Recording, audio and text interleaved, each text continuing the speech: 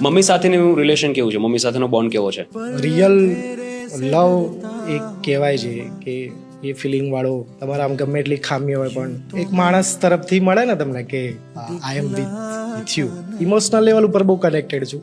ઓલું ડિવાઇનનું એક છે ને લિરિક્સ, મેં મેરે માં કે લીજી રહું, તો આપણે થોડું એવું છે કે એ લોકોને આપવું છે જે નથી મળ્યું. કોઈ જાતની અપેક્ષા નથી હોતી, અને કદાચ અપેક્ષા હોય ને તમે પૂરી ન કરો તેની સજા નથી હોતી કે એનો અણગમો નથી હોતો. એ એક્સપ્લેન થાય એવું નથી કે શું કર્યું છે મારા માટે, કે એટલે હવે વર્ડ્સ નાના પડે, શબ્દો ટૂંકા પડે. આપણે ના કહી શકીએ. मैं आनी पर एक कविता लखेली, माँ तेरा कर्ज में कभी नहीं चुका सकता, तेरी कोख का किराया कभी छुटा नहीं सकता, शब्दों से क्या लिखूं तुझे, तेरी तारीफ लफ्जों में बयान नहीं कर सकता, माँ तेरा कर्ज में चुका नहीं सकता. એની છેલ્લી કડી છે, આમ તો લાંબી કવિતા છે, છેલ્લી કડી એ છે કે बड़े शौक से बचपन में मैं पापा जैसा बनना चाहता था, होश संभाला तो पता चला कि तेरे जैसा तो मैं बन भी नहीं सकता, माँ तेरा कर्ज में चुका नहीं सकता. એને જેવો તો આપણે ન જ કરી, કાંઈ જ ન કરી શકીએ. ઘણી વાર આપણે વિડીયો જોતા હોય ને કે એનિમલ્સના, ઇવન કોઈ પણ વાઇલ્ડ લાઈફના તમે વિડીયો જોતા, આપણે માણસોમાં કોઈ એક વ્યક્તિની અપેક્ષા હોય કે આ બાળક મોટું થઈને મને રાખશે.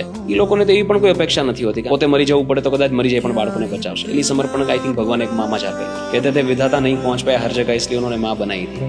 और मैं पूछना चाहता हूँ विधाता से कि क्या उनकी भी कोई माँ नहीं थी?